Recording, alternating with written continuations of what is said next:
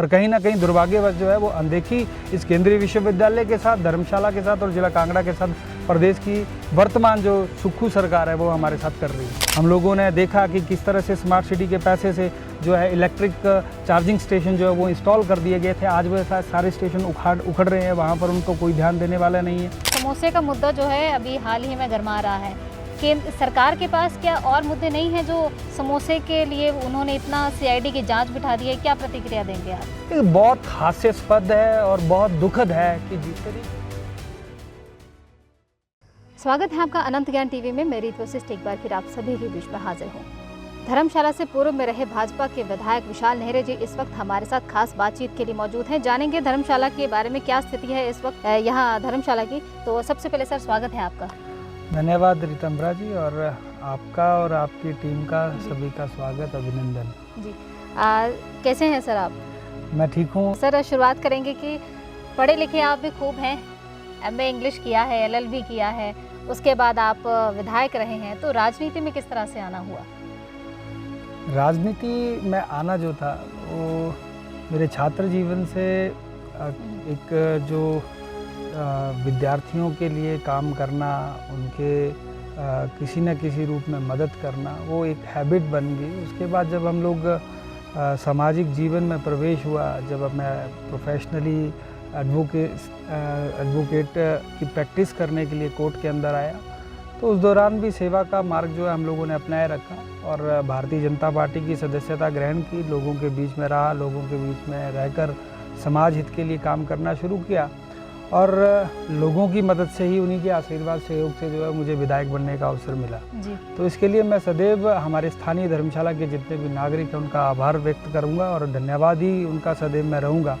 और साथ ही में जो हमारी संगठन है भारतीय जनता पार्टी, उनका भी आभार, उनके शीर्ष नेतृत्व का आभार, क्योंकि अल्पायु में उन्होंने मुझ पर विश्वास अपना जो है वो जताया और धर्मशाला की जनता ने आशीर्वाद दिया और विधायक बनने का अवसर जो है मुझे मिला था। और सेवा जो है दिन रात एक लगन के साथ और ऑनेस्टी के साथ मैंने धर्मशाला के बीच में काम किया है जी।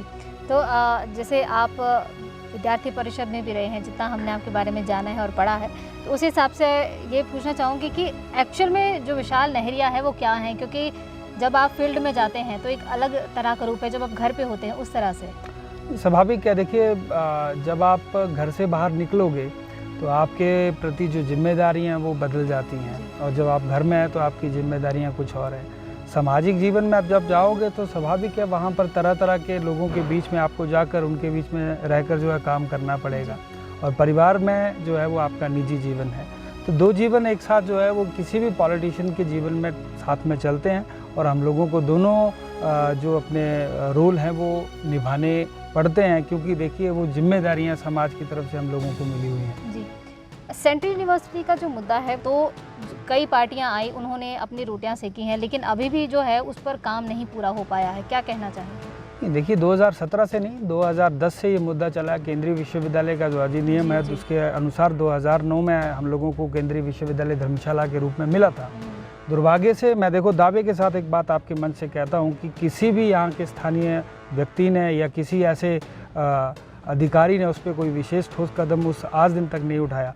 मेरा जब कार्यकाल रहा तो तब हम लोगों ने पहली दफ़ा ऐसा हुआ कि वहाँ पर जाके जो डिमार्केशन उस लैंड की थी वो प्रॉपर करवाई, उस पर वहाँ पर निशान लगवाए, उसके बाद उसकी अप्रूवल के लिए वो फाइल भेजी, और उस समय अपने कार्यकाल में सन 2022 में जो है मैंने सारी फॉर्मेलिटीज़ कंप्लीट करके उसको अप्रूव भी करवाया था। और हमें खुशी की बात यह है कि जो उसमें फॉरेस्ट की जो क्लियरेंस थी वो भी हम लोगों को जो है केंद्र सरकार और जो हम लोगों को जो एनजीटी और साथ में सुप्रीम कोर्ट से जो उसकी परमिशन आनी थी वो सारी उस दौरान मिल गई। अब मात्र उस पर एक ही काम बचता है कि जो प्रदेश सरकार की जिम्मेदारी है कि उसके ऊपर जो एफॉरेस्टेशन फीस है वो जमा करवानी है, जो कि लगभग उसमें 28 से 30 करोड़ रुपए के आसपास बनी थी, वो सरकार को जमा करानी है। और काम जो है केंद्रीय विश्वविद्यालय का निर्माण का कार्य जो है आप उसी समय शुरू कर सकते हैं, जिसमें दो प्रकार की भूमि है, एक फॉरेस्ट लैंड है और एक जो डीसी अलॉटेबल पूल की लैंड थी। लगभग 100 हेक्टेयर का ये एक डाटा बना था, जिसमें 25 हेक्टेयर जो है हमारे गवर्नमेंट लैंड थी, जो ऑलरेडी केंद्रीय विश्वविद्यालय के नाम से ट्रांसफर्ड है। और बाकी 75 हेक्टेयर का केस जो है वो मैंने आपको बताया, उसकी अफस्टेशन फीस है वो जमा करवाए सरकार। हम तो सरकार से पूछ रहे हैं, आज प्रदेश के अंदर कांग्रेस की सरकार है, 2 वर्ष होने को आए हैं, आप क्यों नहीं पैसा जमा करवा रहे हैं? और आज आप पैसा जमा करवाएंगे तो काम शुरू होगा। और एक जो उम्मीद है जिला कांगड़ा के विद्यार्थियों की और जिला कांगड़ा के लोगों की, एक ऐसा उच्च शिक्षण संस्थान हमारे विद्यार्थियों को धर्मशाला के बीच के अंदर मिलेगा, ये सच में ही हम लोगों के लिए सौभाग्य की बात है। पर कहीं ना कहीं दुर्भाग्यवश जो है वो अनदेखी इस केंद्रीय विश्वविद्यालय के साथ, धर्मशाला के साथ और जिला कांगड़ा के साथ प्रदेश की वर्तमान जो सुक्खू सरकार है वो हमारे साथ कर रही है। जी, आपका टिकट जो है वो बार बार कट जाता है। अभी उपचुनाव हुए हैं, लोकसभा के भी चुनाव हुए हैं, उसमें भी आपका टिकट नहीं फाइनल हुआ। तो क्या आपको जो सरकार है वो दरकिनार कर रही है कुछ? देखिए, टिकट किसे मिलना किसे नहीं मिलना ये पार्टी का शीर्ष नेतृत्व तय करता है, इसमें विशाल नेहरिया तय करने वाला कोई नहीं है। जब मैं विद्यार्थी जीवन से यहाँ पर पॉलिटिकल पार्टी में प्रवेश किया, तत्कालीन समय में भी मुझे ये नहीं मालूम था कि इतनी छोटी आयु में मुझे जो है वो टिकट मिलेगा भारतीय जनता पार्टी का और चुनाव लड़कर विधायक बनकर काम करूँगा। उसके बाद पार्टी ने जो फैसला लिया, जो जिम्मेदारियाँ मुझे मिली हैं, उन जिम्मेदारियों के ऊपर मैं काम करता हूँ। आगे भविष्य में भी पार्टी का नेतृत्व तय करेगा, मुझे जो जिम्मेदारी मिलेगी उसे मैं निभाऊंगा। चाहे पार्टी बोलेगी कि झंडा लगाना तो झंडे लगाने का काम करूंगा, अगर पार्टी बोलेगी चटाई बिछाने का काम करना तो चटाई बिछाएंगे, अगर पार्टी बोलेगी भाषण देना है तो भाषण देने का काम करेंगे। जहां पर जो जिम्मेदारी पार्टी की हमें मिलेगी उसे बखूबी निभाएंगे और ईमानदारी के साथ निभाएंगे। क्योंकि फ्रंट लाइन पर आप अभी कहीं दिख नहीं रहे हैं ना, इसलिए। नहीं, देखिए, फ्रंट लाइन पर ही हैं, जहाँ पर भी हम लोगों का पार्टी का काम होता है। आज हमारा सदस्यता अभियान चल रहा है, उसके लिए हम लोगों ने कार्यकर्ताओं के बीच में जाकर सदस्यता अभियान को किया है। अभी सक्रिय सदस्यता का अभियान चल रहा है, उस पर भी हम लोग पार्टी के दिशा निर्देशों अनुसार काम कर रहे हैं। पर हर चीज़ को जो है वो दिखाकर ही नहीं किया जाता है। पार्टी के कुछ एजेंडाज है, उसको जिस तरह से हम लोगों को दिशा निर्देश होते हैं उस दिशा निर्देश पे काम करते हैं और आगे भी काम करते रहेंगे। कांग्रेस के कुछ बागी नेता जो हैं यहाँ आज बने हैं, यहाँ के विधायक, तो किस तरह से उनके साथ आपका मेलजोल है और किस तरह से जो है वो लोगों के साथ अपने मेलजोल बढ़ा रहे हैं? देखिए, अब देश भर की बात करें, आज कांग्रेस की वो हाल है कि कांग्रेस का नेतृत्व भी अपने आप में शर्म महसूस करता है, कांग्रेस पार्टी को छोड़ने पे मजबूर है।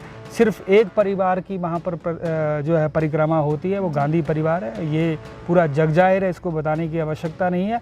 और उन्होंने सदैव अपने हित के लिए, अपने परिवार के हित के लिए काम किया, देश हित में कोई उन्होंने कभी चिंतन नहीं किया। आज पूरे देश में जो है कांग्रेस के नेता कांग्रेस पार्टी को छोड़कर भारतीय जनता पार्टी के अंदर आ रहे हैं। भाजपा उनका स्वागत करती है, अभिनंदन करती है और मुझे पूरा विश्वास है कि जो अगर ऐसे लीडर्स हमारे पार्टी के बीच में आए, अगर उनके पास विज़न है तो उनका विज़न हमारे देश समाज के विकास के लिए जो है, उन्नति के लिए जो है हमारे लिए लाभकारी रहेगा और हम लोग मिलकर काम करेंगे। यहाँ पर कोई भेदभाव नहीं है, हम लोग वैचारिक है, हम लोगों की एक विचारधारा है। हमारा सिर्फ लक्ष्य ये है कि हमारा भारत देश जो है वो पूरे विश्व में अग्रणी रहे और हमारी प्रथम भूमिका जो है पूरे विश्व के अंदर आगे निकल कर आए। आज प्रदेश के यशस्वी प्रधानमंत्री नरेंद्र मोदी देश की इकोनॉमी के लिए काम कर रहे हैं, देश की एकता के लिए काम कर रहे हैं, देश को सुदृढ़ करने के लिए काम कर रहे हैं। प्रधानमंत्री नरेंद्र मोदी जी के नेतृत्व को सशक्त करना ही भारतीय जनता पार्टी के कार्यकर्ता का फ़र्ज़ है और हम उस फ़र्ज़ को जो है आगे भी निभाते रहेंगे। समोसे का मुद्दा जो है अभी हाल ही में गरमा रहा है, केंद्र सरकार के पास क्या और मुद्दे नहीं हैं जो समोसे के लिए उन्होंने इतना सीआईडी की जांच बिठा दी है? क्या प्रतिक्रिया देंगे आप? बहुत हास्यास्पद है और बहुत दुखद है कि जिस तरीके से प्रदेश की सरकार जो है मतलब संवेदनशील नहीं है। प्रदेश के मुख्यमंत्री जो है आए दिन जो है हंसने वाले बयान जो है वो देते हैं और आज कल भी हम लोगों ने देखा कि किस तरह से समोसा जो पूरे देश भर में ट्रोल हो रहा है। पूरे देश की मीडिया जो है उस चीज़ को प्रदर्शित कर रही है और देश भर के लोग जो है वो हिमाचल प्रदेश के नेतृत्व के ऊपर आज हंस रहे हैं। इस बात का चिंतन जो है प्रदेश के मुख्यमंत्री को करना चाहिए। संवेदनाएं अपनी प्रदेश के प्रति दिखाइए। आप मात्र समोसे किसी ने खा लिए, आप उसके ऊपर सीआईडी की जांच बिठा रहे हैं।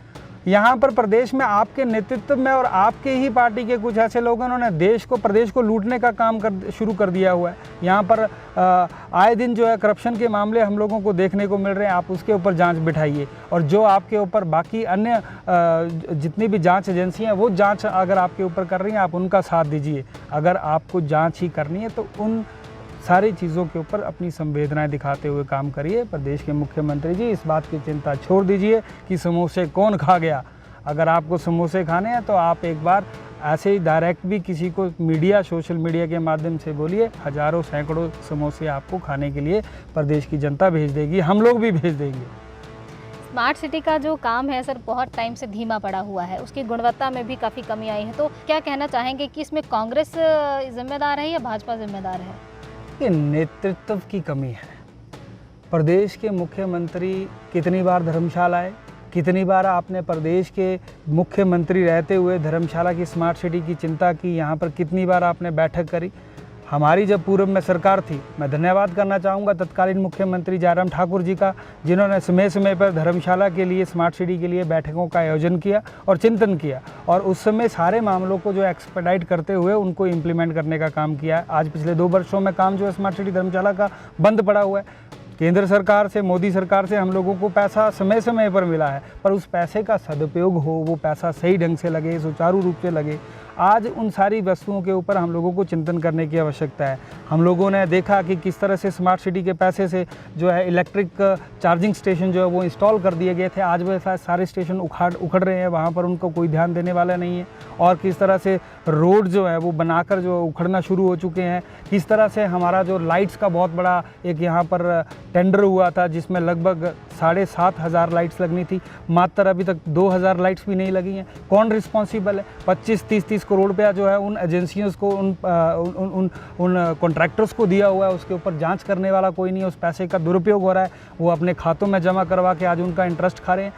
कौन चिंता करेगा? ये प्रदेश की सरकार करेगी। और जो यहाँ पर उन्होंने अधिकारी व्यवस्था बैठाया, वो अधिकारी व्यवस्था उसकी चिंतन करेगा, परंतु ना तो कोई चिंतन करने वाला है और ना ही उसके ऊपर लुक आफ्टर करने वाला है। ये अपने आप में बहुत बड़ा प्रश्न है। तो मैं आपके चैनल के माध्यम से प्रदेश के मुखिया को जो है इस बात से ज़रूर अवगत कराना चाहता हूँ कि आप जागिए, उठिए, समोसे खाना छोड़िए और धर्मशाला में आके स्मार्ट सिटी की भी गुणवत्ता चेक करिए, केंद्रीय विश्वविद्यालय की भी चिंता करिए, और जिला कांगड़ा के साथ जो अनदेखी पिछले 2 वर्षों से आपने की है उसके ऊपर भी आप मंथन जरूर करें। जी, तो विशाल नहरिया पार्टी के कैडर को मजबूत करने के लिए, सशक्त करने के लिए और बाकी के युवाओं के लिए किस तरह से सराहनीय कार्य कर रहा है?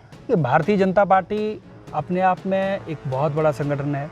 यहाँ पर क्या है, जो भी निर्णय हैं वो सामूहिकता के साथ लिए जाते हैं। हमारी कार्यप्रणाली को चलाने के लिए हर एक कार्यकर्ता जो है प्रतिबद्ध है, दिन रात मेहनत करता है, और हम लोग इस मेहनत को आगे भी बनाए हुए हैं। हमारा यही लक्ष्य रहता है कि जो भी कार्यकर्ता हम लोगों ने अभी खड़ा करना है नया, अभी जैसे सदस्यता अभियान चल रहा है, हमारा लक्ष्य यही है कि अगले 25 से 30 वर्ष के लिए हम लोगों को एक कार्यकर्ता जो है इस पार्टी के लिए एक कैपिटल एसेट के रूप में हम लोगों को खड़ा करना है। वो आने वाले समय में पार्टी की विचारधारा को बूथ स्तर पर इम्प्लीमेंट करे, और जब जब हमारी प्रदेश और देश के अंदर सरकार हो, सरकार के द्वारा जो निर्णय लिए हैं उस निर्णय को जो है वो जनता तक पहुँचाए, ताकि जो हमारा देश का जनमानस है, इस प्रदेश की जो जनता है, वो सरकार के द्वारा लिए हुए जितने भी निर्णय हैं उनका लाभ अपने निजी जीवन में ले सके, हमारी योजनाएं धरातल पर जो है वो लागू हो सके। इसलिए हम लोग कार्यकर्ताओं को जो है वो संगठित होकर काम करना सिखाते हैं, और ये काम जो है वो आगे भी निरंतर भारतीय जनता पार्टी का जारी रहेगा।